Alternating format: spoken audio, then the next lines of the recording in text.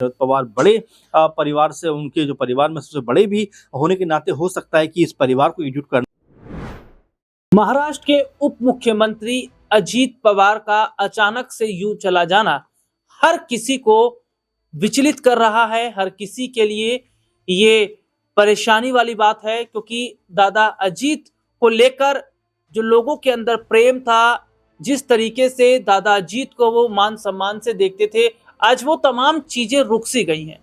ऐसा लग रहा है कि समय ठहर सा गया है, क्योंकि अजीत दादा के जो चाहने वाले हैं, उनके पार्टी के जो लोग हैं, वो इस बात पर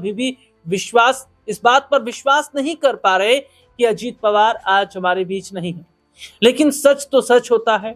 अजीत पवार, जिनका अंतिम संस्कार भी कर दिया गया है विधि विधान तरीके से, शरद पवार, सुप्रिया सुले, गृह मंत्री अमित शाह और तमाम कई बड़े राजनीतिक पार्टी के जो नेता, तमाम बड़े राजनेता इस जो ओकेजन था इस पर मौजूद थे वो।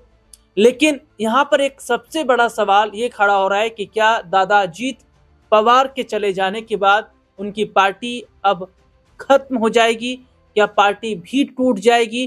क्योंकि अजीत पवार के साथ एक अगर कहा जाए तो जो विधायक आए थे वो बहुत सोच समझ कर आए थे, लेकिन अजीत पवार के चले जाने के बाद जो विधायक आए थे उनके साथ, क्या वो वापस शरद पवार के साथ चले जाएंगे? देखिए, अपने दर्शकों को मैं बताना चाहूंगा कि एनसीपी की कमान को कौन संभालेगा, ये सवाल हर जगह खड़ा हो रहा है।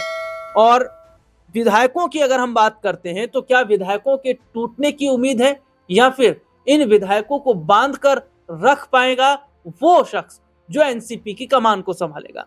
शरद पवार के साथ विधायकों के आने की बात चल रही है। 41 विधायक जो हैं वो अजीत गुट के हैं। हालांकि अजीत पवार की बात करें तो बारामती में उनका एक अलग दबदबा तो था ही, इसके साथ ही वो बड़ा मंत्रालय, वित्त मंत्रालय भी संभालते थे। तो अजीत दादा के जाने के बाद पार्टी का क्या होगा? यह पार्टी बिखर जाएगी, विधायक टूटकर शरद पवार के साथ जाएंगे। इन्हीं तमाम मुद्दों पर आज हम बात करेंगे। बातचीत करने के लिए हमारे साथ हमारे खास सहयोगी अमन सर इस वक्त हमारे साथ मौजूद है। सर, बहुत बहुत स्वागत है जी इस प्रोग्राम में आपका। सर, एक वक्त वो था जब अजीत पवार ने जो है शरद पवार को बड़ा झटका दिया था और शरद पवार की पार्टी को उन्होंने तोड़ दिया था, और विधायक उनके लेकर अपनी तरफ आए थे और विधायकों ने भी अजीत पवार पर समर्थन जताया था। लेकिन अब अजीत पवार इस दुनिया में नहीं रहे, वो चले गए हैं। तो जो पार्टी को अब संभालेगा, अभी तय नहीं हो पाया है कि एनसीपी को कौन संभालेगा, उनकी पत्नी संभालेंगी, बेटे संभालेंगे, या और कोई हो सकता है। तो अगर वो पार्टी नहीं संभाल पाता है तो क्या विधायकों के टूटने की उम्मीद है? जो शरद पवार ने एक पार्टी एनसीपी बनाई थी, वो पार्टी टूट गई थी, क्या वो फिर से एक साथ मर्ज होती नजर आएगी? देखिए राहुल जी, अभी इस बात को लेकर मेरे ख्याल से आने वाले दिनों में ज़रूर चर्चा चलेगी कि भाई क्या होता हुआ दिखाई पड़ेगा और क्या होता हुआ नज़र नहीं आएगा। क्योंकि अभी देखेंगे तो अजीत पवार जो दादा हैं उनको मुख्याग्नि दी गई है उनके बेटों को द्वारा, और अब अंतिम उनकी जो विदाई है दुनिया से वो होती हुई दिखाई दी है। अब इसके बाद राजनीतिक लिहाज से अगर बात करें तो जैसे जैसे ये मामला शांत होगा, इस तरह का दर्द कुछ कम होगा, उसके बाद हो सकता है कि यहाँ पर परिवार बैठकर इसके ऊपर मंथन करता हुआ दिखाई पड़े। चूँकि अजीत पवार गुट की हम बात कर रहे हैं तो जाहिर बात है कि ये जो पार्टी थी एनसीपी से टूटकर बनी थी, और इसके जो सर्वेसर्वा थे वो अजीत पवार ही थे। उन्होंने अलग पार्टी बनाई, बीजेपी को समर्थन दिया, सरकार में आए और डिप्टी सीएम बनते हुए दिखाई पड़े। लेकिन चूंकि आज माहौल बदला हुआ दिखाई इसलिए पड़ रहा है क्योंकि अजीत पवार जो थे वो अब इस दुनिया में नहीं है, दुनिया से रहलत कर गए हैं, चले गए हैं, कूच कर गए हैं। अब इसके बाद क्या वाकई में इस पार्टी को आगे बढ़ाने के लिए कोई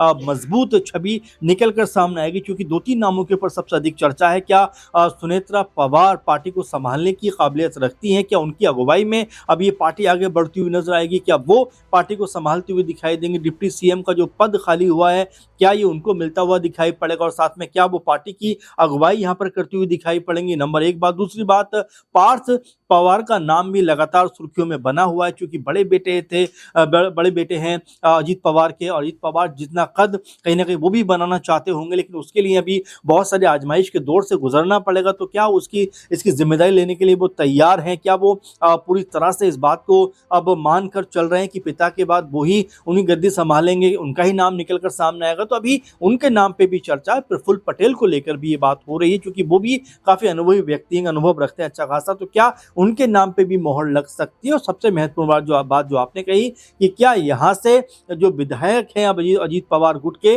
वो शरद पवार गुट की तरफ देखते हुए दिखाई पड़ेंगे। और जैसा लगातार माहौल भी बन रहा है, आप देख रहे होंगे तमाम जगह पर शरद पवार पूरे परिवार के साथ में, मजबूती के साथ में अजीत पवार उनके तमाम जो बेटे और पत्नी के साथ में खड़े हुए हैं और ये बताने का प्रयास कर रहे हैं कि भले ही राजनीतिक सोच के साथ हम लोग अलग अलग हैं, लेकिन जहाँ पारिवारिक स्थिति कहीं भी कोई भी मुश्किलात में आएगा, परेशानी में आएगा, तो हम यूं ही मजबूती के साथ एक दूसरे के साथ में खड़े रहेंगे। और वैसा ही कुछ नजर आता है। तो क्या ये पारिवारिक जो रिश्ता है अब एक बार फिर एक साथ सियासी तौर पे भी एक साथ होता हुआ दिखाई पड़ेगा, ये अपने आप में बड़ा सवाल बन जाता है। क्योंकि अगर विधायकों के लिहाज से देखा जाए तो 40 से 41 विधायक अजीत पवार गुट में हैं, और अगर शरद पवार गुट की बात की जाए तो उनके पास में लगभग 10 के आसपास विधायक हैं। तो ऐसे में बड़ी पार्टी जो है वो अजीत पवार की यहाँ पर दिखाई पड़ती है। तो क्या अजीत पवार गुट चाहेगा कि शरद पवार के साथ मिला जाए? वहीं अगर सांसदी की बात की जाए तो 8 सांसद जो हैं वो शरद पवार गुट के पास हैं, एक मात्र जो सांसद है मेरे ख्याल से वो अजीत पवार गुट के पास में। तो स्थिति कुल मिलाकर मिला जुली है दोनों ही दलों की। देखा जाए कहीं सांसद ज्यादा है तो कहीं विधायक ज्यादा है, लेकिन अब यहाँ से पार्टी किस तरह चलती हुई दिखाई देगी, किस तरह से पार्टी को चलाना चाहिए, क्या वो कोई चेहरा तैयार है इसके लिए जगह? क्योंकि अजीत पवार का अचानक से निधन हुआ है, तो ऐसा नहीं था कि बीमार थे या एक लंबे अरसे से कहीं दिक्कत परेशानी में थे जो किसी चेहरे पर कहीं ना कहीं कोई बात पहले से चल रही हो। चूंकि अभी 1 से 2 दिन का मामला है, तो हम पुख्ता तौर पर नहीं कह सकते कि भाई वो सुनेत्रा पवार होंगी, पार्थ पवार होंगे, या वो जो प्रफुल्ल पटेल होंगे, या कोई और चेहरा इसमें दिखाई पड़ेगा। जी सर, एक छोटा सा सवाल था कि जो शरद पवार है उन्हें राजनीति का चाणक्य कहा जाता है, और एक बार प्रधानमंत्री नरेंद्र मोदी ने भी ये कहा था कि अगर राजनीति सीखनी हो तो शरद पवार से सीखना चाहिए। तो ऐसे वक्त में जो कि देखा जा रहा है कि पार्टी कौन संभालेगा या जिम्मेदारियों को कौन संभालेगा, क्या ये वक्त है अगर शरद पवार इस मौके पर अगर चौका लगा देते हैं तो बहुत बड़ी जीत कहीं ना कहीं शरद पवार की होती नजर आएगी? क्योंकि एक वक्त वो भी था जब शरद पवार को नहीं पता था या उनके नाक के नीचे से विधायकों को तोड़ लिया था अजीत पवार ने।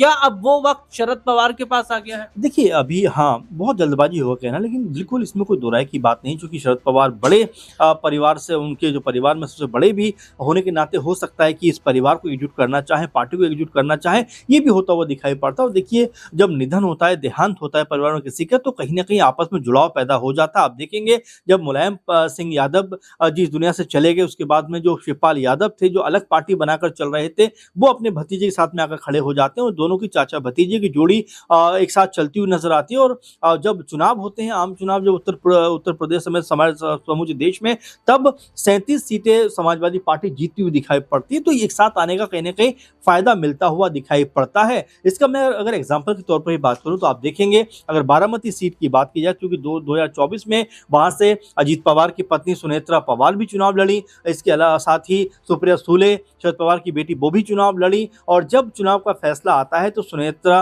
पवार को आई थिंक 40% के आसपास वोट मिलते हैं, चुनाव वो हार जाते हैं। और जो सुप्रिया सुले चुनाव जीतती हैं उनको भी 51% वोट मिलता है। यानी कि अगर दोनों को मिला दिया जाए तो ये आंकड़ा 90 से ज्यादा परसेंट का हो जाता है। यानी कि 100 में से 90 वोट जो थे वो एक तरफा कह सकते हैं पवार परिवार को मिल रहे हैं। तो बारामती सीट के ऊपर देखा जाए तो दबदबा जिस तरह का था उस तरह का अभी भी कायम नजर आता है। अब यहाँ से कह सकते हैं कि अजीत पवार पार्टी या अजीत पवार गुट का यहाँ से क्या फैसला होने वाला है, और शरद पवार गुट का यहाँ से क्या फैसला होने वाला है? क्या एक साथ दोनों पार्टियां मर्ज होने वाली हैं? क्या महाराष्ट्र में जो अलग अलग पार्टियां हो गई थी, क्या वो एक साथ विलय होने की स्थिति में कहीं दिखाई पड़ते हैं? क्योंकि जिस तरह अजीत पवार का निधन हुआ उसको लेकर जब शरद पवार की आंखों में देखा गया तो नमी पाई गई। यानी कि उनको भी बहुत ज्यादा दुख है अपने भतीजे का इस तरह से जाने का। हो सकता है कि यहाँ से अपने परिवार को वो कह सकते हैं एकजुट करते हुए दिखाई पड़े, यहाँ से जो परिवार को इकट्ठा करते हुए नजर आ जाए, और जो अलग अलग होकर राजनीति हो रही है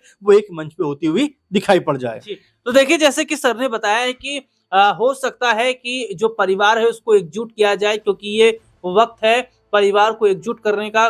जो अजीत पवार ने एक वक्त में पार्टी को तोड़ दिया था, एनसीपी अलग बनानी थी, क्या अब एनसीपी एक होती नजर आएगी? और क्या ये जो फैसला होगा, क्या इस फैसले से सहमत होंगे अजीत पवार की पत्नी, उनके बेटे? देखिए ऐसे तमाम जो कयास इस वक्त लगाए जा रहे हैं, लेकिन ये जरूर देखना होगा कि एनसीपी की कमान को कौन संभालेगा। क्या उनकी पत्नी संभालेंगी या बेटे जो पार्थ है वो संभालते नजर आएंगे। फिलहाल देखिए इस वक्त पार्टी पूरी तरीके से वीरान है और पार्टी के जितने भी विधायक हैं वो इस वक्त गम में डूबे हुए हैं। और देखिए और यहाँ पर ये भी देखा जा रहा है कि परिवार को लेकर तमाम सवाल खड़े हो रहे हैं कि परिवार में जिम्मेदारियों को कौन अब संभालेगा, क्योंकि अभी तक अजीत पवार जिम्मेदारियों को संभाल रहे थे। तो जिम्मेदारी संभालने को लेकर बात है, संपत्ति को लेकर बात है, क्या संपत्तियों का बंटवारा भी होता नजर आएगा। अब यहाँ पर एक सवाल ये खड़ा हो जाता है कि जैसे कि एनसीपी की कमान को लेकर बात हो रही है कि कमान संभालने से पहले ही तो कहीं विधायक जो है टूटकर वो शरद पवार के पास तो नहीं चले जाएंगे, और शरद पवार के पास चले जाएंगे तो जो अजीत दादा ने पार्टी बनाई है, क्या उनके जाने के बाद पार्टी भी पूरी तरीके से खत्म होती नजर आएगी। इस मुद्दे पर आपकी क्या राय कमेंट करके जरूर बताइएगा। फिलहाल इस प्रोग्राम में इतना ही, इजाजत दीजिए, नमस्कार।